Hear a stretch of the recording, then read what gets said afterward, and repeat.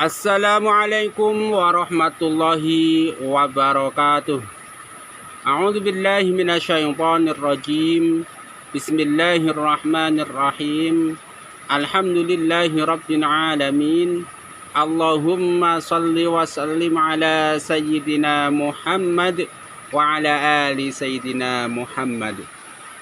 Kaum muslimin rahimakumullah, marilah kita sama-sama melanjutkan ngaji bareng kitab hikam kepada Kiai Haji Bahauddin Nur Salim. Ini mutolang aja ya. Kebetulan pergi ke kebun, kemudian kehujanan di kebun, terjebak sama hujan. Meskipun sekarang sudah rada-reda ya. Nah, baru saja saya membaca sebuah hikmah hikam yang permulaannya kira-kira begini. Mata alamaka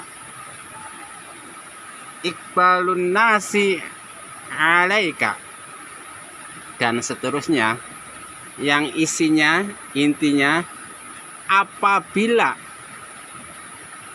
seseorang itu masih senang diikuti oleh orang lain, masih senang dipuji oleh orang lain, kemudian suatu saat orang yang mengikuti pergi hatinya merasa sakit, atau ketika orang masih merasa sakit apabila ada orang yang mencacinya, kalau itu terjadi maka pulanglah kepada ilmu Allah Subhanahu wa ta'ala.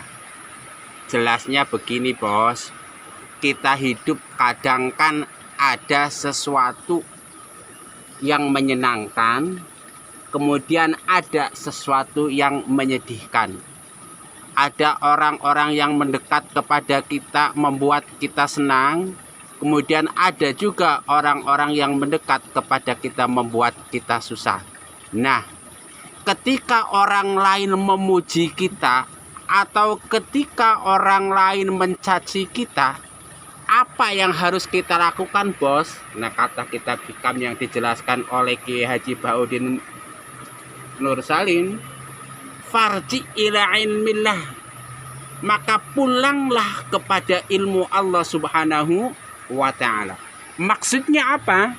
Maksudnya Gus Bah menjelaskan, maka kalau ada orang menyanjungmu, kalau ada orang mencacimu, yang perlu kamu lakukan adalah memikirkan posisi dirimu di hadapan Allah Subhanahu wa ta'ala. Apakah pujian mereka itu membuat kamu diridhoi oleh Allah Subhanahu wa ta'ala atau tidak? Apakah cacian mereka membuat dirimu diridhoi oleh Allah Subhanahu wa ta'ala atau tidak? Kalau pujian yang mereka lontarkan membuat kamu terpuji di hadapan Allah Subhanahu wa ta'ala, enggak masalah. Bodoh amat pujian mereka. Yang penting kita diridhoi Allah Subhanahu wa ta'ala. Begitupun ketika cacian mereka justru membuat kita diridhoi oleh Allah Subhanahu wa ta'ala, bodoh amat cacian mereka. Yang penting kita diridhoi oleh Allah Subhanahu wa ta'ala. Singkatnya, apapun yang dilakukan oleh orang lain kepada kita bodoh amat. Yang penting kita diridhoi oleh Allah Subhanahu wa ta'ala. Satu itu. Nah, tetapi ketika kita kemudian punya opini lain, bahwa ketika kita dicaci oleh orang, misalnya saya nggak masalah dicaci oleh orang, tapi bagaimana nanti kedudukan saya di mata orang lain. Nah, ini musibah kalau kayak gini. Karena apa? Karena kita punya tujuan lain selain Allah Subhanahu wa ta'ala. Nah, untuk menjelaskan ini, misalnya itu Gus Bahat mencontohkan beberapa hal. Misalnya ada seorang tokoh agama, dia dihormati, disegani, tiba-tiba derajatnya turun jelek, sehingga orang lain itu menjadi membenci dia, menjauhi dia. Nah, kalau sudah begitu, maka nih alim ulama seharusnya pulang kepada ilmu Allah Subhanahu wa ta'ala. Maksudnya gimana? Maksudnya kalau orang lain membenci karena dia menjalankan perintah Allah, kalau orang lain membenci dia karena dia menjalankan apa yang diridhoi oleh Allah, maka nggak akan jadi masalah. Contohnya misalnya seorang tokoh yang ditakdirkan punya hutang banyak, tetapi ketika hutang yang dia lakukan itu untuk sesuatu yang memang diwajibkan Allah, nggak masalah.